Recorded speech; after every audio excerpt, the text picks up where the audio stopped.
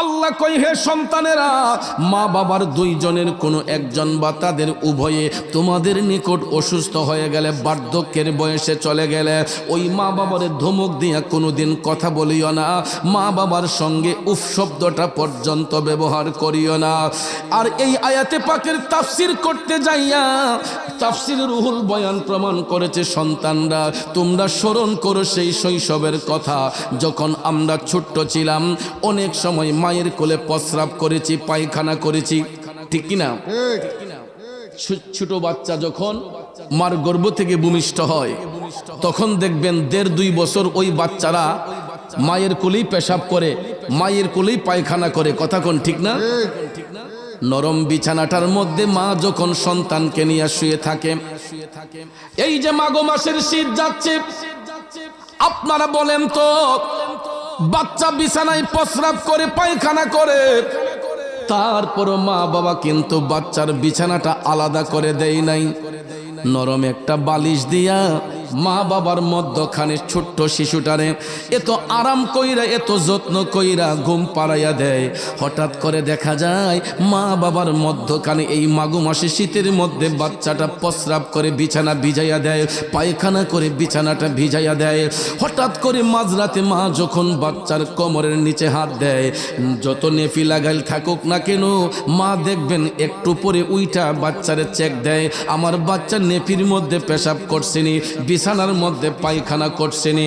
মা যখন হাত দিয়া দেখি বাচ্চা পেশাব করেছে, পায়খানা করেছে, তখন দেখবেন ওই মাটা লাফ দিয়া বিছানা থেকে উইঠা বাচ্চার কোমরের নিচে হাত দিয়া যখন ভিজা দেখে, মা সুন্দর করে শুকনা একটা কাপড় দিয়া বাচ্চাটারে মোড়াইয়া ওই ভিজা জায়গার মধ্যে মা চলে যায়, শুকনা জায়গার মধ্যে সন্তানটারে রাইখা দেয়, ঠিক না বেঠে? এই জন্য কবি বলেছেন, মা বিনে বান্ধব নাই রে, মা বিনে বান্ধব নাই রে, এই যে সোনার দুনিয়ায়, ভেবে দেখো কি করছো এই মায়ের লাগিয়া, ভেবে দেখো কি করছো এই মায়ের লাগিয়া। এ বন্ধু আমার, যুবক ভাইয়েরা, এই যে মা বাবাকে ছোট্টবেলা কষ্ট দিলাম, মা বাবা যে আমাদের জন্য এত কষ্ট করছে রে। অনেক সময় আমরা দুষ্টুমি করেছি, মার বাবার কাছে বিচার এসেছে, বাবা দেখবেন সমাজের মানুষের কাছে নত হইয়া গেলেও সন্তানটারে কোনোদিন আঘাত পাইতে দেয় নাই, সন্তানরে কোনোদিন কষ্ট করতে দেয় নাই। এত পরিশ্রম করার পরে অনেক সময় দেখা যায় মা বাবা যখন বৃদ্ধের কৌটায় চলে যায়, বাচ্চাদের পিছনে খাটনি খাটতে খাটতে মা বাবার মাথার চুলগুলা যখন সাদা হইয়া যায়, এরা আস্তে আস্তে বার্ধক্যের দিকে চলে যায়, ঠিক কিনা কন? মা বাবা যখন বার্ধক্যের দিকে চলে যায়, সন্তানগুলা তখন উপযুক্ত হয়। ওই মুহূর্তে দেখবেন সন্তান যখন রোজগারি হইয়া যায়, মা বাবার শরীরটা অচল হইয়া যায়, ঠিক না? মা বাবার শরীরটা অচল হইয়া যায়, কারণ ওই বাবার শরীরে আর এনার্জি নাই, ওই বাবার শরীরের মধ্যে আর শক্তি নাই, কাজকর্ম করতে পারে না। তখন ভাইয়েরা আমার, সন্তানের কাছে অনেক সময় বাবা টাকা চাই খরচের জন্য, পুত্রে আমার এতটা টাকা দে, এতটা টাকা দে। অনেক সময় অনেক সন্তান আছে দেখবেন বাবারে মুখে মুখে ধমক মাইরা দেয়, মারে মুখে মুখে ধমক মাইরা দেয়, আছে না নাই? এই জন্য আল্লাহ বলে, সন্তান إما يبلغن عندك الكبر أحدهما أو كلاهما فلا تقل لهما أف ولا تنهرهما وقل لهما قولا كريما। এই জন্য আল্লাহ কয়, সন্তান মা বাবার দুইজনের কোনো একজন অথবা তাদের উভয় তোমাদের কাছে অসুস্থ হয়ে গেলে, বার্ধক্যের বয়সে চলে গেলে, ওই মা বাবারে ধমক দিয়ে তোমরা কথা বলিও না, তাদের সঙ্গে নম্র ব্যবহার করো, উফ শব্দটা পর্যন্ত ব্যবহার করা যাবে না। কিন্তু আমাদের সমাজের সন্তানগুলা দেখবেন মা বাবা যখন বৃদ্ধ হইয়া যায়, কথায় কথায় তাদেরকে ধমক মারে, কথায় কথায় তাদের সাথে বিয়াদবি করেন, আছে না নাই? বাবাজিরা আমার, বন্ধুরা আমার, যেই বাবা নিজে না খায় সন্তানের মুখে খাবার দিল, যেই মা নিজের মুখের খাবারটা সন্তানের জন্য রেখে দিয়েছে, আমি নিজের চোখে দেখেছি কত বাবা সন্তান রে নিয়ে যখন টেবিলে খাইতে বসছে, মুরগের রানটা টেবিলের মধ্যে বাড়া হইছে, বাবা নিজের পাতে না লইয়া কয় আমার ফুতের পাতে দেন। ঠিক না বেঠিক? নিজের পাতে মুরগের রানটা না লইয়া ওই বাবা দেখবেন ছেলের পাতে রানটা দিয়া দেয়। অনেক সময় দেখবেন বড় মাছের মাথাটা বাবা নিজের ইচ্ছে থাকা সত্ত্বেও নিজে খায় না, কয় আমার ফুতের পাতে দাও, আমার ছেলেরে দিয়া দাও, আমার মেয়েরে দিয়া দাও। এই জন্য যুবক ভাই পায়ে হাত ধরে বলবো, এত বেঈমানি মা বাবার সঙ্গে করা যাবে না।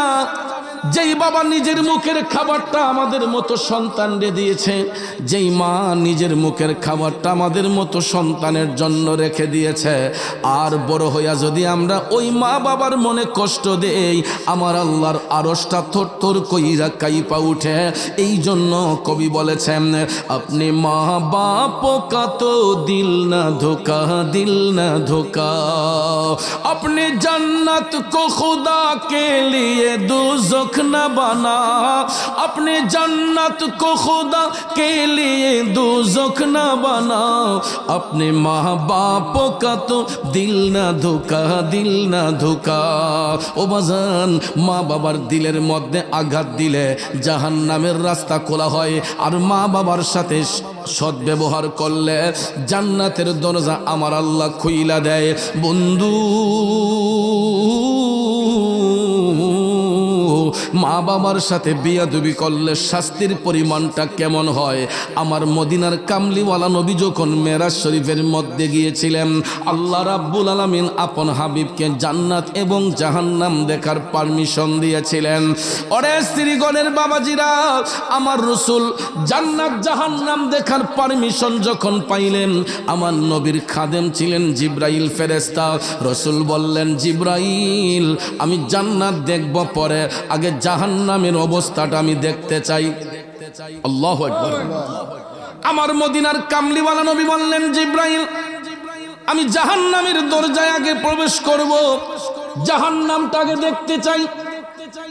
জিব্রাইল আলাইহিস সালামকে সাথে নিয়ে আমার নবী যখন জাহান্নামের গেইটে গিয়া দাঁড়ালেন, এটা ওপেন হয়ে গেছে।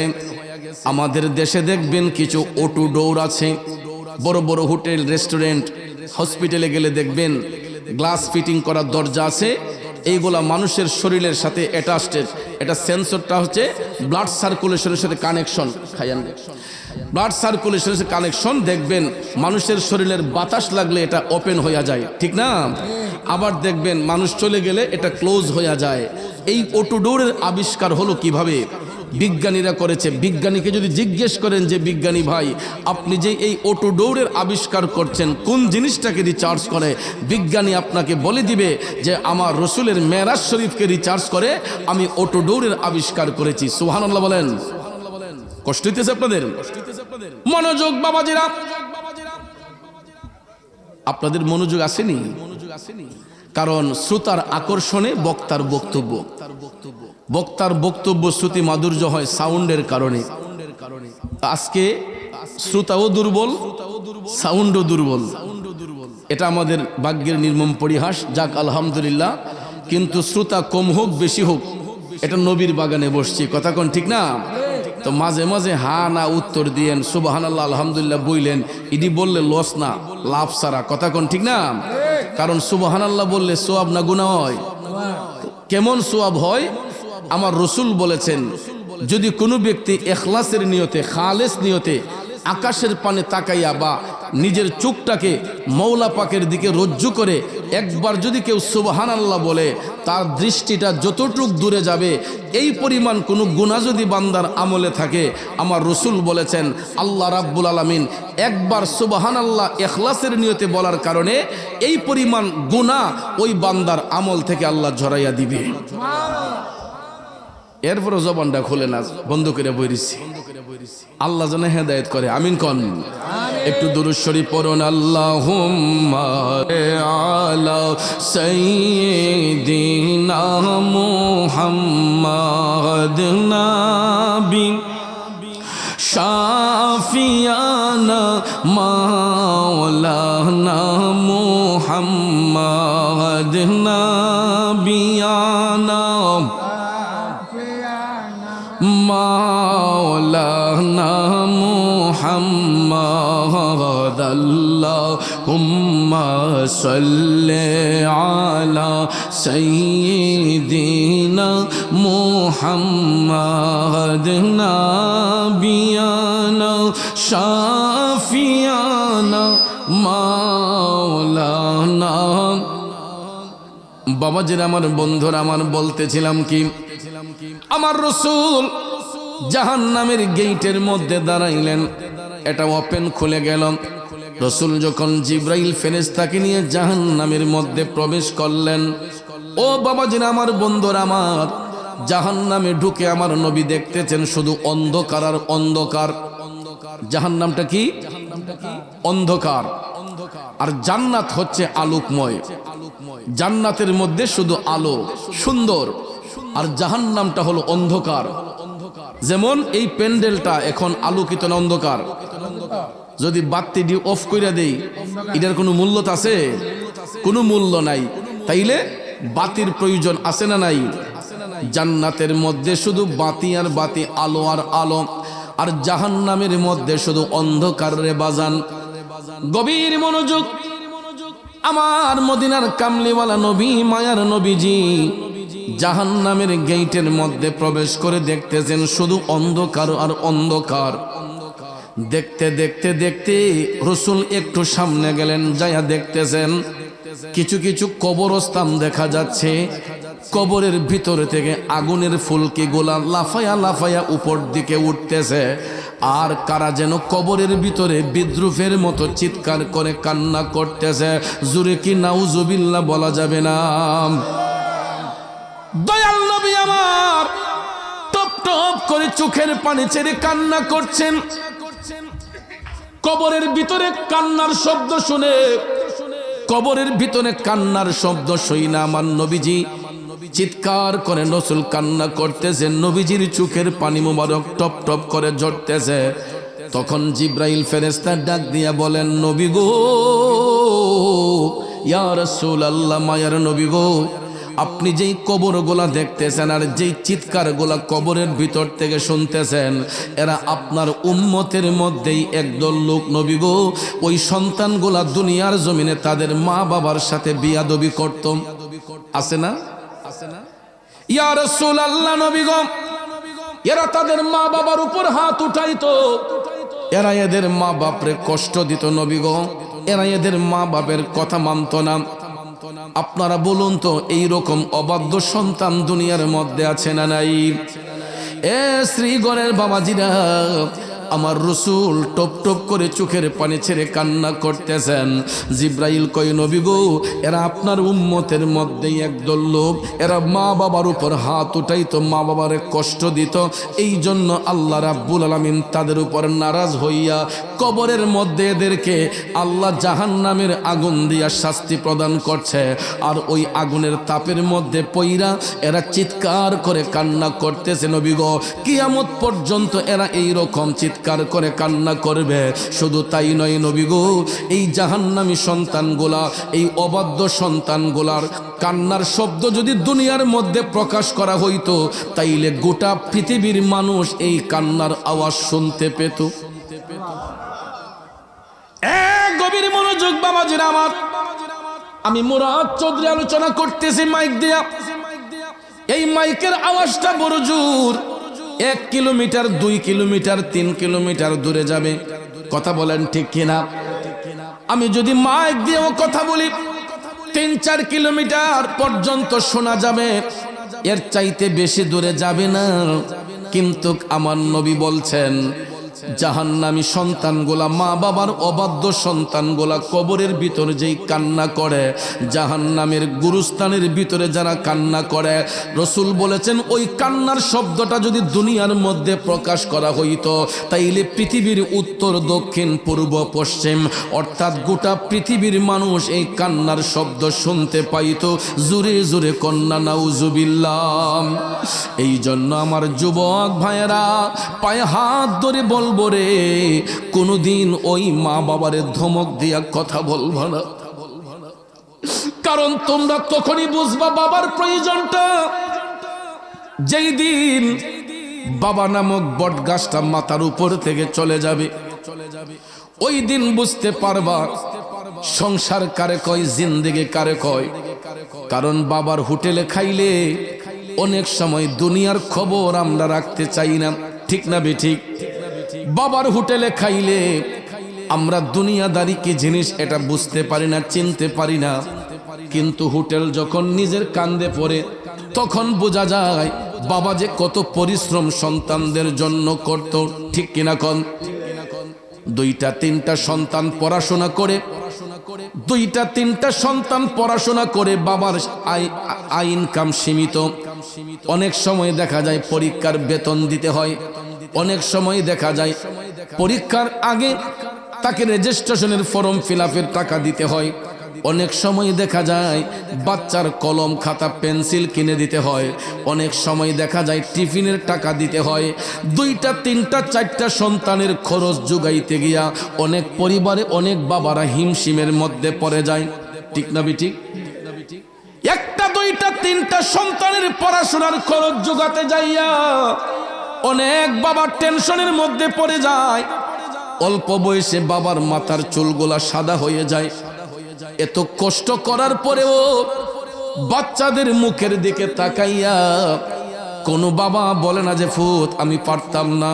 কয় বাবা তুই ভালো কইরা পড়াশোনা কর, দরকার হয় আমি পরিশ্রম আর একটু বাড়াইয়া করব, এরপরে ফুত তুই পড়াশোনাটা ভালো কইরা কর, তোর খরচ কেমনে দেওয়ান লাগে আমি বাবা বুঝাম।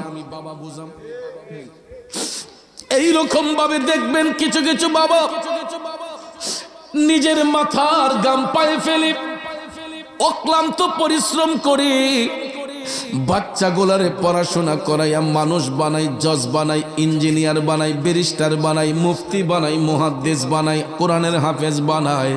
পরবর্তীতে দেখা যায় কিছু কিছু সন্তান ঘরের রমণী পাইয়া, তিন কথার বিবি পাইয়া এই জনম দুঃখী মারে কষ্ট দেয়, বাবারে কষ্ট দেয়, আছে না নাই? ওরে পৃথিবীতে মায়ের মতো আপন কেউ হবে না, পৃথিবীতে বাবার মতো আপন কেউ হবে না। তোমরা কোনো দিনও মা বাবার মনেতে কষ্ট দিও না, তোমরা কোনো দিনও মা বাবার দিলেতে আঘাত দিও না। ভাইরে পৃথিবীতে মায়ের মতো আপন কেউ হবে না, পৃথিবীতে বাবার মতো আপন কেউ হবে না। তোমরা কোনো দিনও মা বাবার দিলেতে কষ্ট দিও না, মা বাবার দিলেতে আঘাত দিও না। বন্ধুরা আমার, বাবাজিরা, ওই দিন বুঝতে পারা যাবে যেই দিন বাবা দুনিয়াতে থাকে না, ওই দিন হারে হারে বোঝা যায় যে বাবার প্রয়োজনটা কেমন ছিল। আমি মুরাদ চৌধুরী এখন হারে হারে ফিল করে, কারণ 27 বছরের উপরে আমার বাবা দুনিয়াতে নাই। 27 বছর ধরে এই জবান দিয়া বাবা ডাকতে পারি না। আপনাদের দোয়ার বরকতে আমাদের টাকা পয়সার অভাব নাই, বাড়ি গাড়ির অভাব নাই, ধন সম্পদের অভাব নাই, আল্লাহ যথেষ্ট দিয়েছে। কিন্তু আমরা 6টা ভাই বোন, মৃত্যুর আগ পর্যন্ত আমাদের একটা অভাব থাকলো, এটা হলো এই জবান দিয়ে আমরা বাবা ডাকতে পারি না। কারণ 27 বছরের উপরে বাবা নামক বট গাছ মাথার উপর থেকে চলে গেছে। এখন যখন নিজে সংসার চালাই, সন্তানদের দেখাশোনা করি, বিবি বাচ্চার দেখাশোনা করি, এখন হারে হারে বুঝতেছি আমার আব্বা যে এই সংসারটা নিয়ে আমাদেরকে নিয়ে যে কত চিন্তা করত, কত টেনশন করত। হোটেল যখন এখন নিজে চালাই, এখন বুঝতেছি বাবার যে কত কষ্ট করত, ঠিক কিনা কম? এই জন্য যুবক আমার বাবাজিরা, বাবা হারাইলে বোঝা যায় বাবা যে কি রত্ন ছিল। যার ঘরে মা নাই সে জানে মা যে কেমন সম্পদ ছিল। আজকে যেই বাড়িতে মাহফিলে আসলাম, আমার বন্ধুবর জনাব আলাউদ্দিন পারভেজ ভাই, একটা মা প্রেমিক সন্তান, বাবা প্রেমিক সন্তান। প্রায় সময় মানিকনগর বাজারে বসলেই অন্য কিছু বলার আগে বলতো, হুজুর আব্বার শরীরটা ভালো না, আব্বার জন্য দোয়া কইরেন। প্রায় জায়গায় মাহফিলে গেলে স্টেজে ওঠার আগেই বলতো, হুজুর আম্মা তো দুনিয়াতে নাই, আম্মার জন্য একটু দোয়া কই। দুনিয়াতে নেক সন্তান কেন মা বাবা রেখে যায়? ওই মা বাবা দুনিয়া ছেড়ে যাবার পরে যাতে সন্তানগুলা মা বাবার আত্মার মাগফিরাত কামনা করে। কেননা আমার রাসূল বলেছেন, সন্তান যদি মা বাবার কবরের পারে যাইয়া কোরআনে পাকের এই আয়াত নিয়ে যদি আল্লাহর কাছে কান্দে, ওয়াকুর রাব্বিরহামহুমা কামা রাব্বায়ানি সগীরা, এই আয়াতের ওসিলা নিয়ে সন্তান যখন মা বাবার কবরের পারে অথবা কোনো মাজলিসে বৈশা মা বাবার জন্য যদি এই আয়াতে কারিমার ওসিলা নিয়ে সন্তান যদি অ্যাপ্লিকেশন করে, আমার আল্লাহ কয় ওই সন্তানের চোখের পানিটা জমিনে পড়ার আগে আমি আল্লাহ তার মা বাবা রুহের উপর খুশি হইয়া যাই। এই জন্য যুবক, দুনিয়াটা চিরস্থায়ী নয়, ক্ষণস্থায়ী জিন্দেগি। দুনিয়াটা আমাদের জন্য কারো জন্য চিরস্থায়ী নয়। 60, 70, 80, 100, 150, বড় জোর 200, এর চাইতে বেশি না। সব কিছু ছাইরা অন্ধকার কবরই হবে আমার আপনার আসল ঠিকানা, ঠিক কিনা বলেন? এই জন্য কবি বলেছেন, এই পৃথিবী যেমন আছে তেমনি ঠিকই রবে, আরে সুন্দর ওই পৃথিবী ছেড়ে একদিন চলে যেতে হবে রে মন, চলে যেতে হবে। কথা কোন ঠিক কিনা? বাড়ির পাশে আম গাছ, জাম গাছ, কাঁঠাল গাছ, লিচি গাছ, গাছের মধ্যে কত রং বেরঙ্গের ফল ধইরা পাইকা থাকে। সন্তান যখন আম গাছের আম পাড়তে যায়, জাম গাছের জাম পাড়তে যায়, গাছের দিকে তাকাইয়া দুইটা চোখের পানি সাইরা কান্দে আর কয়, হারে আব্বার হাতের আম গাছটা, আব্বার হাতের জাম গাছটা, আব্বার হাতের লাগানো কাঁঠাল গাছটা আজকে কাঁঠাল পাকলো, আম পাকলো, জাম পাকলো, আজকে ঠিক গাছের মধ্যে ফল পাকলো। কিন্তু যেই বাবা নিজের হাতে ফলের গাছটা লাগাইলো, ওই বাবা আজকে অন্ধকার কবরে। গাছের দিকে তাকাইয়া, ফসলের দিকে তাকাইয়া সন্তানে কান্দে, আজকে আব্বার হাতের লাগানো জিনিস আছে কিন্তু আব্বা নাই। এটাই চিরন্তন সত্য। এই পৃথিবী যেমন আছে তেমনি ঠিকই রবে, আরে সুন্দর ওই পৃথিবী ছেড়ে একদিন চলে যেতে হবে রে মন, চলে যেতে হবে। বাজান, দুনিয়াটা আমার আপনার আসল ঠিকানা নয়, আমাদের আসল ঠিকানাই হইল কবর, আসল ঠিকানাই হইল কবর। এই জন্য যুবক ভাই, তোমাদের পায়ে হাত ধরে বলবো, যার ঘরে বাবা আছে, যার ঘরে মা আছে, কোনোদিন ওই মা বাবারে কষ্ট দেওয়া যাবে না। মা বাবার মনে কষ্ট দিয়া কেউ আল্লাহর ওলি হতে পারবে না। মা বাবার মনে কষ্ট দিয়া কেউ সম্পদশালী হতে পারবে না। মা বাবার দিলের মধ্যে আঘাত দিয়া কোনোদিন ইমানটা তাজা করা যায় না। মা বাবার মনের মধ্যে কষ্ট দিয়া নামাজ পড়তে পড়তে কপালে কালো দাগ ফালাইয়া দেন, ওই নামাজ দিয়ে আল্লাহর সন্তুষ্টি হবে না। কারণ মা বাবাকে দুঃখ দিলে নামাজ রোজা যাইবি ফলে, মা বাবাকে দুঃখ দিলে নামাজ রোজা যাইবি ফলে, মার কলিজায় আঘাত দিলে খোদা সহে না, মার কলিজায় আঘাত দিলে খোদা সহে না। আল্লাহ নবীজির দয়া তারা পাবে না, আল্লাহ নবীজির দয়া তারা পাবে না, ঠিক কিনা বলেন? বন্ধুরা আমার, বাবাজিরা, মা বাবার মতো সম্পদ একটা সন্তানের কাছে আর কিছু নাই। এই জন্য দেখেন আমার নবী কেমনে মারে সম্মান দিছে। আমার নবীর জামানায় রসুলের থাকা অবস্থায় একজন সাহাবী, উনি আমার নবীর উপর ঈমান আনলেন। সাহাবী নবীর উপর ঈমান এনেছেন, কিন্তু ওনার মা ঈমান আনেন নাই। মা হচ্ছে বেদিন, সন্তান দিনে এসেছে। আল্লাহু আকবার কোন? মা দিনে আসে নাই, ওই সন্তান দিন ইসলাম গ্রহণ করেছে। দিন ইসলাম গ্রহণ করিয়া সত্যের সন্ধান যখন পেয়েছে, আমার নবীর গোলামিতে যখন মাশগুল হয়েছে, হঠাৎ একদিন ওই সাহাবী আমার নবীর কদম মোবারকে যাইয়া আরজি দিলেন, আসসালাতু ওয়াসসালামু আলাইকা ইয়া রাসূলুল্লাহ। নবী গো,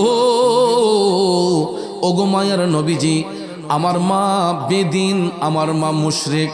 ইয়া রাসূলুল্লাহ, নবী গো, এই অবস্থায় আমার মা যদি আমার নিকট আগমন করে, নবী গো, আমি তো আপনার দিনে এসেছি, আমি তো ইসলাম ধর্ম গ্রহণ করেছি গো নবী, আমার মা তো এখনো ইসলাম গ্রহণ করেন নাই, আমার মা বেদিন। নবী গো, আমার মা যদি এই মুহূর্তে আমার কাছে আগমন করে, ইয়া রাসূলুল্লাহ, আমি কি আমার মায়ের সাথে সৎ ব্যবহার করব না দুর্ব্যবহার করব? আল্লাহু আকবার। কথাটা চিন্তা করছেন? সাহাবী নবীর উপর ঈমান এনেছেন, উনি মুসলমান, ওনার মা মুসলমান হন নাই, তিনি বেদিন ছিলেন। এই অবস্থায় সাহাবী রসুলকে প্রশ্ন করলেন, নবী গো, আমি তো সত্য দিনে এসেছি, আমার মা তো এখনো আসেন নাই, কিন্তু এই অবস্থায় যদি আমার মা যদি আমার কাছে আসে, আমি কি আমার মার সাথে খারাপ আচরণ করব না ভালো আচরণ করব?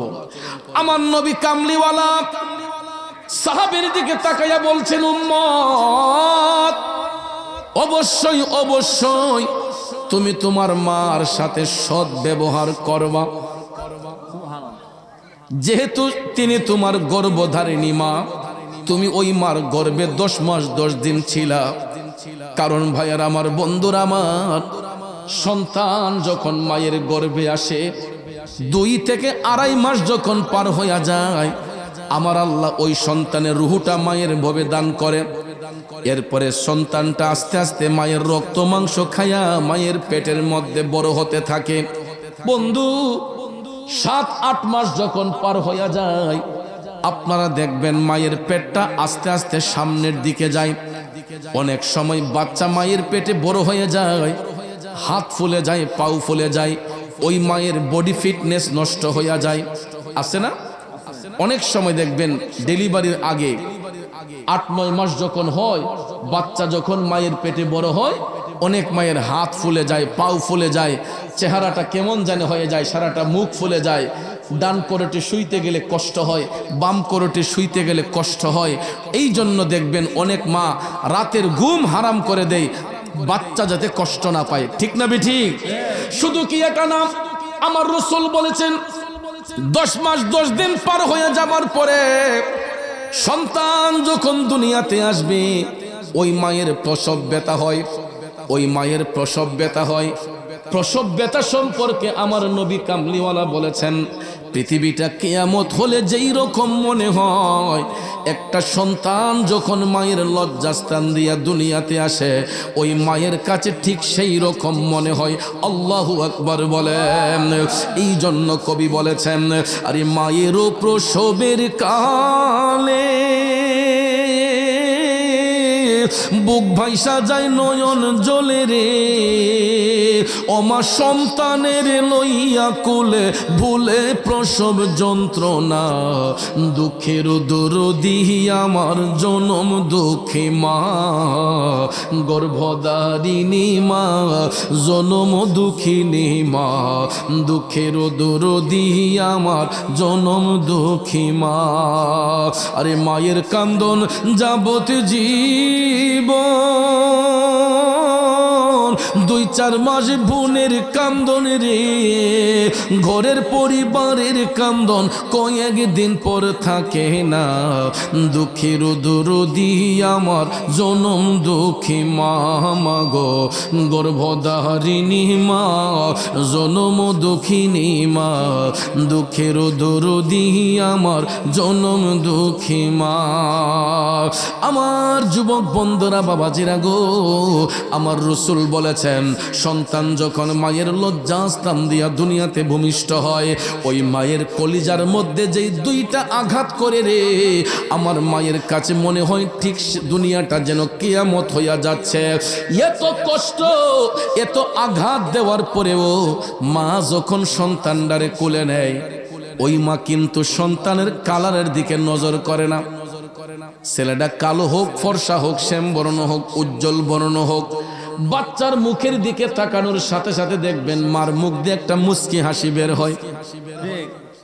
এই যে তো কষ্ট করলো, 10 মাস 10 দিন সন্তানটারে পেটের মধ্যে রাখলো, ভূমিষ্ঠ হওয়ার সময় মার কলিজায় আঘাত দিয়েছে, এমন মা পৃথিবীতে আছে গো, সন্তানদের দুনিয়ার আলো বাতাস দেখাতে যাইয়া কত মা ডেড বডি হইয়া গেছে। সন্তানকে দুনিয়ার আলো বাতাস দেখাতে যাইয়া কত মা দুনিয়ার জমিন থেকে বিদায় হইয়া যায়। আমার বাবাজিরা, বন্ধুরা, এমন বহু দৃশ্য আমাদের চোখের সামনে আছে রে। মা যে কত কষ্ট সন্তানকে গর্ভে নিয়ে করে, বাচ্চাকে দুনিয়ার আলো বাতাস দেখাতে যাইয়া অনেক মা নিজের জীবনটা পর্যন্ত বিসর্জন দিয়া দেয়, দুনিয়ার মায়া ছেড়ে চলে যায় বাচ্চাকে দুনিয়ার আলো বাতাস দেখাতে যাইয়া। ঠিক কিনা বলেন?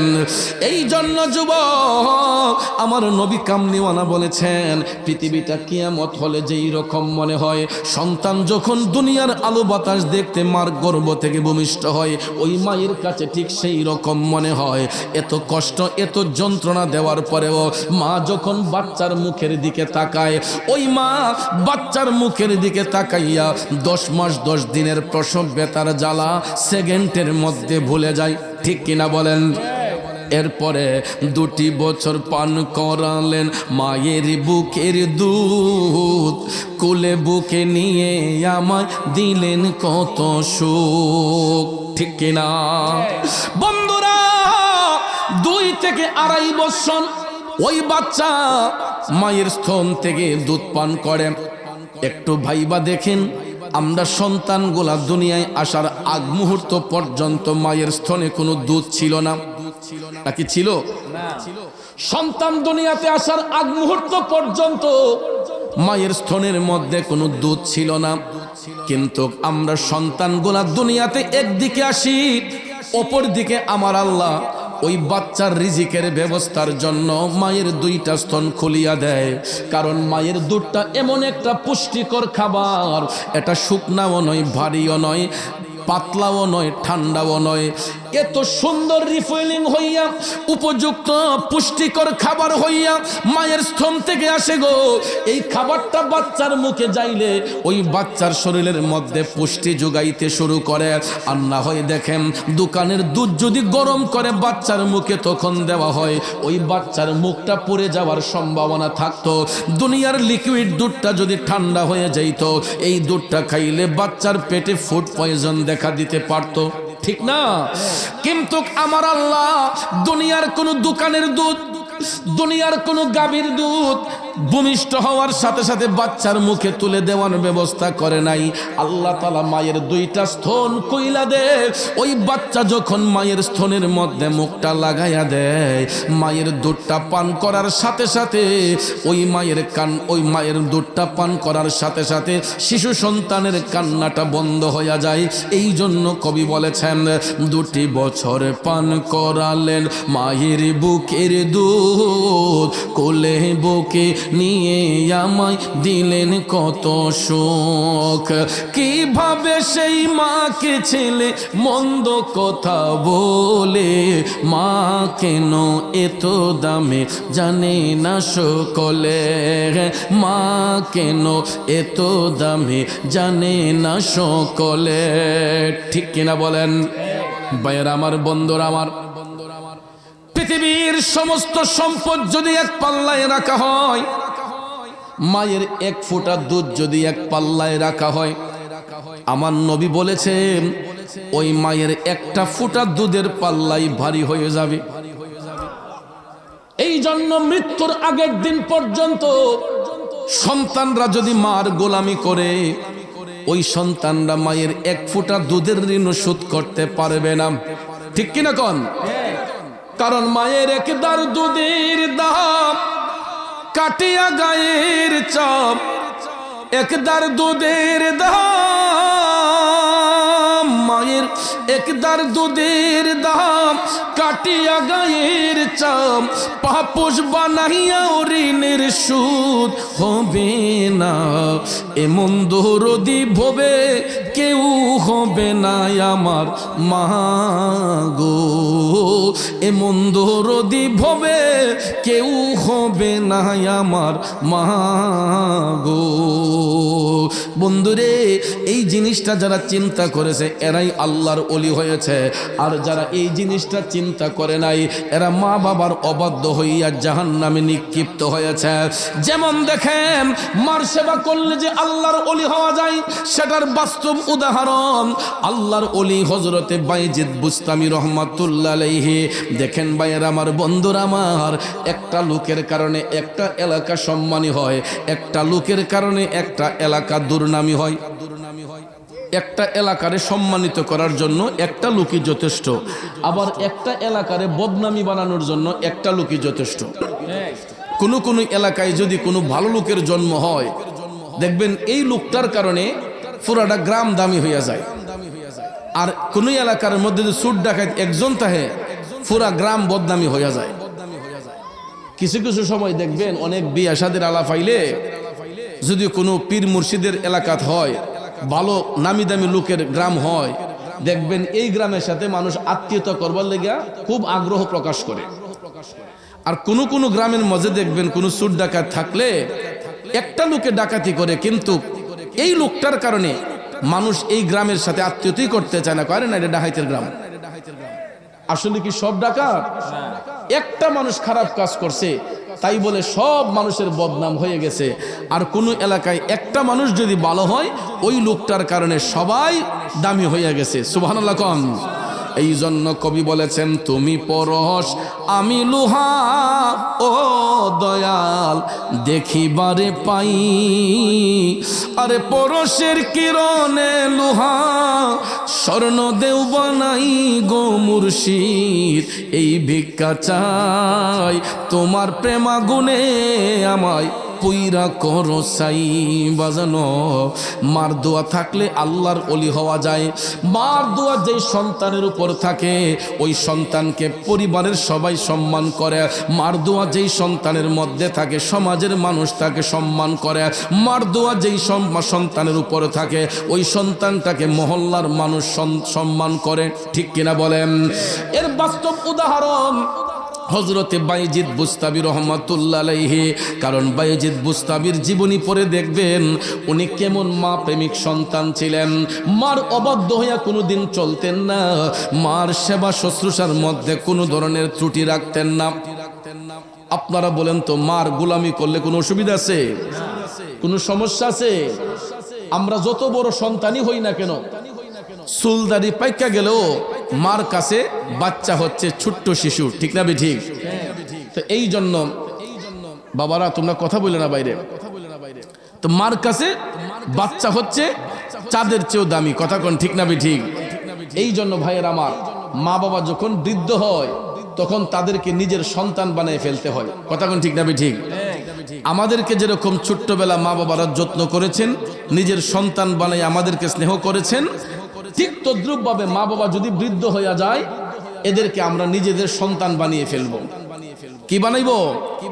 আমাদের নিজেদের সন্তান বানিয়ে ফেলবো। নিজের সন্তান বানাইয়া ওই মা বাবার সেবা করব।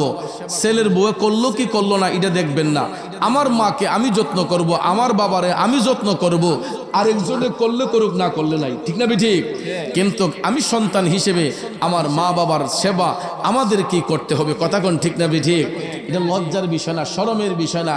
এই যে মাঝে মাঝে বাসায় যাই, মাঝে মাঝে বাসায় গেলে আমার আম্মার কাপড় যদি বাথরুমে থাকে ও গোসলের কাপড় আমি নিজে ধুইয়া দিয়ে দিই। অসুবিধা আছে? তাই বলে কি আমার মুফতিগিরি ছুটে যাব, আমার ফিরালি ছুটে যাবে? আমি আমার মার কাপড়টা নিজে ধুইয়া দিয়ে দিই। অনেক সময় আমার আম্মার পায়ের মাঝে তেল দিই, আমি নিজে দিয়ে দিই। অসুস্থ মানুষ, ডায়াবেটিসের রোগী, প্রেশারের রোগী, মার পায়ে তেল দিয়া দিলে কোনো সমস্যা আছে? কারণ আমি মনে করি এখন মা আমার সন্তান। কারণ আমি যখন ছোট্ট ছিলাম তখন আমি ছিলাম মায়ের সন্তান, আর এখন আমাকে আল্লাহ শরীরে শক্তি দিয়েছে, এনার্জি দিয়েছে, আমার মা বৃদ্ধের কৌটায় গিয়েছেন। এখন আমি মনে করি যে আমার মা আমার সন্তান। ঠিক না ঠিক? তো এরকম ভাবে প্রত্যেকটা সন্তান যদি বৃদ্ধ মা বাবাকে নিজের সন্তান বানাইয়া ফেলে, ওই মা বাবার আত্মার দোয়া যখন সন্তানের মধ্যে থাকবে, ওই সন্তানটারে আমার আল্লাহ ওলি বানাইয়া দিবে। যেমনটা বায়েজিদ বুস্তামির বেলায় হয়েছিল বাজান। বায়েজিদ বুস্তামি তিনি কাজকর্মে যাওয়ার আগে ওনার মায়ের যত কাজ ছিল সব কাজগুলো কমপ্লিট করে যাইতেন। হঠাৎ একদিন দেখা যায় বায়েজিদ বুস্তামির মায়ের শরীরটা অসুস্থ। আল্লাহর ওলি বায়েজিদের মা অসুস্থ। অসুস্থ মা বিছানার মধ্যে শয্যাশায়ী। মা বিছানার মধ্যে শুয়ে আছেন। গভীর মনোযোগ আমার বাবাজিরা। বায়েজিদ ঘর থেকে বের হয় না, মার সেবা করতেছেন। মায়ের সেবার মধ্যে দাবিত হয়ে গেছেন। মা অসুস্থ, জোরে শরীরটা কাঁপুনি দিছে। হঠাৎ করে মা বায়েজিদ বুস্তামিকে ডাক দিয়ে বললেন, ওরে বায়েজিদ, আমার গলাটা শুকাইয়া গেছে বাবা, আমার তো একটু পানির প্রয়োজন, একটা গ্লাস পানি দে। সন্তানের কাছে মা পানির আবদার করেছে। সব সন্তানরাই এই আবদারটুকু অন্তত রাখবে, ঠিক না? মা যদি পানি চায় আমরা সবাই কিন্তু এই ডাকে সাড়া দেই, কিন্তু বায়েজিদের বেলায় আমাদের বেলায় একটু ভিন্নতা হবে। সেটা কিভাবে?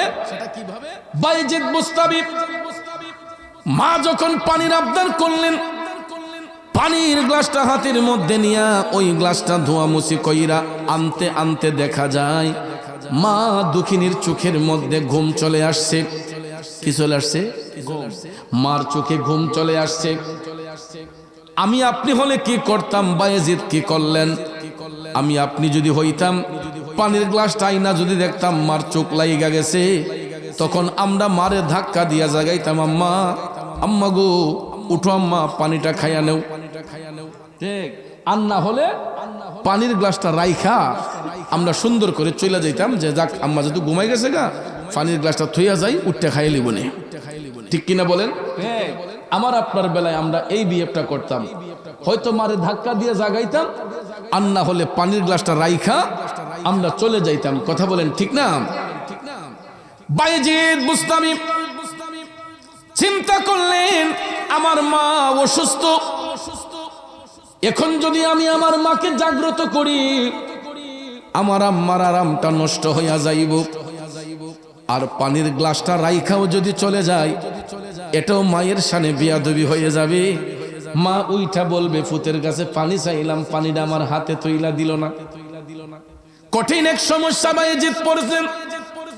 মার আরাম নষ্ট করতে চান না, আবার পানির গ্লাসটা রাইখাও যেতে চান না। বাজানো এইরকম ভাবে বায়েজিদ অনেকক্ষণ দাঁড়ানোর পরে সিদ্ধান্ত নিলেন, আমার মা যতক্ষণ ঘুমের ঘরে থাকবেন, আমি বায়েজিদ পানির গ্লাসটা নিয়ে মার শিওরে দাঁড়াইয়া থাকবো। আমি আমার মায়ের আরাম নষ্ট করব না, আমার মারে জাগাইব না। জীবনে তো কত রাত ঘুমাইলাম, আর কত ঘুমাইব। আজকের রাতটা হয়তো মার জন্য একটু সজাগে থাইকা কাটাইব। বায়েজিদ ঘুমান নাই, সারাটা রাত ঘুম হারাম করে দিয়া পানির গ্লাসটা হাতের মধ্যে নিয়ে মার শিওরে দাঁড়াইয়া রইলেন। মা ঘুমের ঘরে মা ঘুমাচ্ছেন, বায়েজিদ পানির গ্লাসটা নিয়ে মার শিওরে দাঁড়াইয়া রইছে। হঠাৎ করে দেখা যায় ভোরবেলা মুয়াজ্জিন সাহেব আজানের ধ্বনি দিয়ে বলতেছেন, আসসালাতু খায়রুম মিনান নাওম।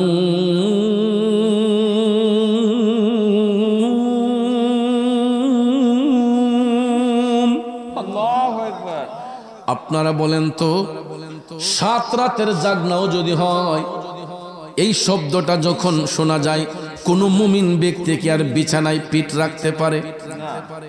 যত জাগনা হোক, যত অসুস্থ হোক, যারা দেখবেন ফজরের নামাজ পড়া অভ্যাস, এরা যদি 7 রাতের জাগনাও হয়, মুয়াজ্জিন সাহেব যখন বলে আসসালাতু খায়রুম মিনান নাওম, ঘুম থেকে নামাজ ভালো, ঘুম থেকে নামাজ ভালো, তখন দেখবেন কোনো মুমিন মুমিনা আর বিছানার মধ্যে থাকে না।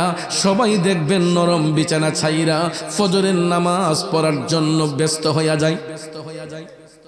মুয়াজ্জিন সাহেব যখন বললেন আসসালাতু খায়রুম মিনান নাওম, ঘুম থেকে নামাজ ভালো, ঘুম থেকে নামাজ ভালো, এমন সময় বাইজিদ বুস্তাবির মার চোখ থেকে ঘুমটা চলে গেল। মা জাগ্রত হইয়া চোখটা খুলে দেখতেছে গো, বাইজিদ বুস্তাবি মার শিয়রে পানির গ্লাসটা নিয়ে দাঁড়াইয়া আছে, চোখ দুইটা আগুনের মতো লাল হয়ে আছে। সন্তানের মুখের দিকে তাকাইয়া মা বুঝতে পারলেন আমার ছেলে হয়তো আজকে রাতে ঘুমাই নাই। কিরে বাইজিদ, ও বাইজিদ, কিরে বাজান, সন্ধ্যা রাতে তোর কাছে পানির আবদার করলাম, সন্ধ্যা রাতে তোর কাছে পানির আবদার করলাম, এখন ফজরের টাইমে পানির গ্লাসটা নিয়ে তুই দাঁড়াই আসিস কেন রে পুত? কি ব্যাপার, কি সমস্যা, রাতে কি ঘুমাস নাই? বাইজিদ বুস্তাবি ডাক দিয়া কহি, মা, ও দরদি মা, আপনি যখন পানির আবদান করেছিলেন গো মা, আমি গ্লাসটা ধোয়া মুছি কইরা আনতে একটু দেরি হয়েছে, আইসা দেখি মা আপনার চোখের মধ্যে ঘুম চলে আসছে। মা গো, আমি চিন্তা করলাম যদি এখন আপনার জায়গায় আপনার আরামটা নষ্ট হবে, আর পানির গ্লাসটা রাইখা যদি চলে যায় আপনি মায়ের সানে বিয়াদবি হইয়া যাইব। এই জন্য গো মা আমি বাইজিদ আজকে রাতের ঘুম হারাম করে দিয়েছে। আমি সিদ্ধান্ত নিয়েছি মা, আপনি যতক্ষণ ঘুমের ঘরে থাকবেন আমি পানির গ্লাসটা নিয়ে আপনার শিয়রে দাঁড়াইয়া থাকব, আর আপনার চোখ খোলার সাথে সাথে আমি যেন পানির গ্লাসটা আপনার হাতে তুলে দিতে পারি। আব্বাজির, আমার বন্ধুরা, আমার সন্তান যখন এই কথা মারে শোনাইল, মা দুঃখিনী আমার আল্লাহরে ডাক দিয়া কয়, আল্লাহ আমার বাইজিদ রে তুমি ওলি বানাইয়া দিও। আর কিছু লাগে জীবনে? কথা কোন আর কিছু লাগে জীবনে?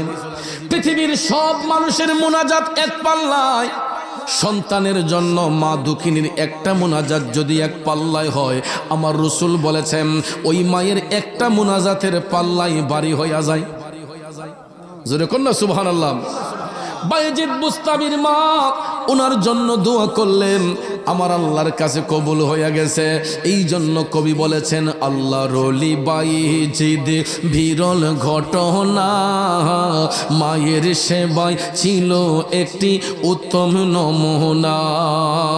ছেলের জন্য করেন দোয়া, ছেলের জন্য করেন দোয়া, মায়ে দোয়া তুলে, মা কেন এত দামি জানে না সকলে, মা কেন এত দামি জানে না সকলে, জানতো যদি পড়তো দেখে কোরআন হাদিস খুলে। একটি হজের সওয়াব মিলে, একটি হজের সওয়াব মিলে, মাকে একবার দেখিলে, মা কেন এত দামি জানে না সকলে, মা কেন এত দামি জানে না সকলে। বন্ধু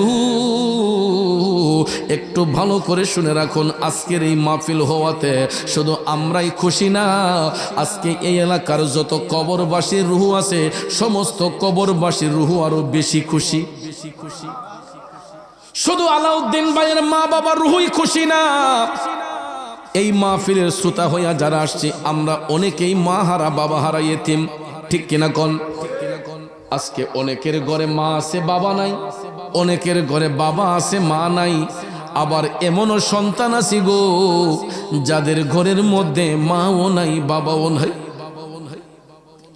এই জন্য যুবক, যার ঘরে মা নাই বাবা নাই, আর ওই সন্তানগুলা যারা আজকে জান্নাতের বাগানে বসছেন রে, আপনাদের মা বাবা রুহ যে কত খুশি এটা একমাত্র আমার আল্লাহ তাআলাই ভালো জানে। কারণ কবরবাসীর রুহ কিন্তু আমাদেরকে দেখে, আমরা তাদেরকে দেখি না। আর বিশেষ করে এই জুমার রাতে আমার নবী বলেছেন আল্লাহ তাআলা সমস্ত কবরবাসীর রুহকে দুনিয়ার জমিনে পাঠায়, এরা আপন আপন বাসগৃহে যায়, তাদের আওলাদরা ভালো কাজ করে না খারাপ কাজ করে, এটা সচক্ষে দেখার জন্য ওই রুহগুলাকে আল্লাহ দুনিয়ার মধ্যে পাঠায়। আমরা তাদেরকে দেখি না, কিন্তু কবরবাসীর রুহ আমাদেরকে দেখতেছে। আজকে জনাব মরহুম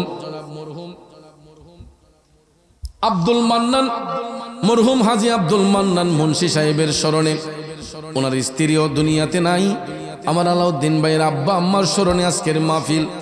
তারা যদিও মা বাপরে দেখে না, কিন্তু মা বাবা রুহ কিন্তু সন্তানগুলার দিকে চাই আছে। শুধু তাই নয়, আমরাও যারা এখানে আছি আমাদের মা বাবা রুহগুলা কিন্তু আমাদের দিকে চাই আছে। এই জন্য ভাইয়েরা আমার, আজকের এই মাহফিলে যারা আসছেন এরা অতি ভাগ্যবান। যারা আসতে পারে নাই এদের বদনসিব। কারণ ভাইয়েরা আমার সাথে আপনার শত্রুতামি থাকতে পারে, আমার সাথে আপনার মনোমালিন্যতা থাকতে পারে, কিন্তু নবীর বাগানের সাথে কি কারো কোনো শত্রুতামি আছে? নবীর বাগানের সাথে কারো কোনো আক্রোশ আছে? আমরা দুইজনের মধ্যে দ্বিধাদ্বন্দ্ব থাকতে পারে, কিন্তু নবীর বাগান তো কোনো দোষ করে নাই। আজকে এই সিঁড়িঘরের মানুষগুলা কোথায়? হয়তো কেউ ব্যবসার তাড়নায় ব্যস্ত, এমনিতেই ব্যস্ত। অনেকে ব্যবসার আলাউদ্দিন ভাইয়ের বাড়ির মাহফিল আমি যাব কেন, এইরকমভাবে চিন্তা করে হয়তো অনেকেই বাড়ির মধ্যে বসে আছে, ঘরের মধ্যে বসে আছেন। কিন্তু ভাইয়া, এই নবীর বাগানের যতটুক জায়গা ফাঁকা পড়ে আছে, এই জায়গাগুলা কাল হাসরের ময়দানে আল্লাহর কাছে সাক্ষী দিবে যে আল্লাহ, তোমার হাবিবের প্রেমের বাগান সাজানো হয়েছিল, আমরা এই ফাঁকা জায়গাগুলা বৈশারই পড়ে আছিলাম, আমাদেরকে কেউ ব্যবহার করে নাই। কিন্তু ভাইয়ার আমার, বন্ধুরা আমার, যারা এখন বসেছেন, এই বসার জায়গাটাও কাল হাসরের ময়দানে সাক্ষী হয়ে যাবে। আল্লাহর কাছে বলতে পারবেন যে আল্লাহ, আমরা কোনো নেক আমল করতে পারি নাই। তখন এই জমিন সাক্ষী দিবে, আল্লাহ, তোমার ওই বান্দা পাপ কাজ করলেও সে দুনিয়ার জমিনে সিঁড়ি ঘরে নবী প্রেমের বাগানে বৈশা কিছু দিনই আলোচনা শুনছিল। এই শোনার উসিলায়, আজকের এই বসার উসিলায় কাল হাসরের ময়দানে আল্লাহ পাক আমাকে আপনাকে নাজাত করে দিতে পারে।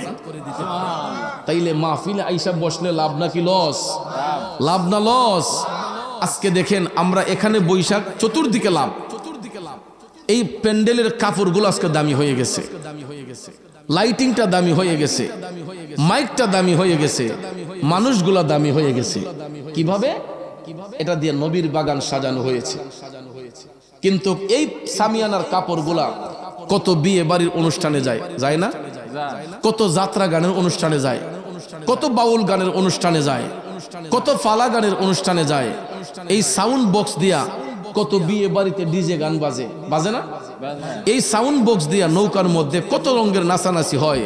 তখন কি এই বক্সের দাম বাড়ে না কমে?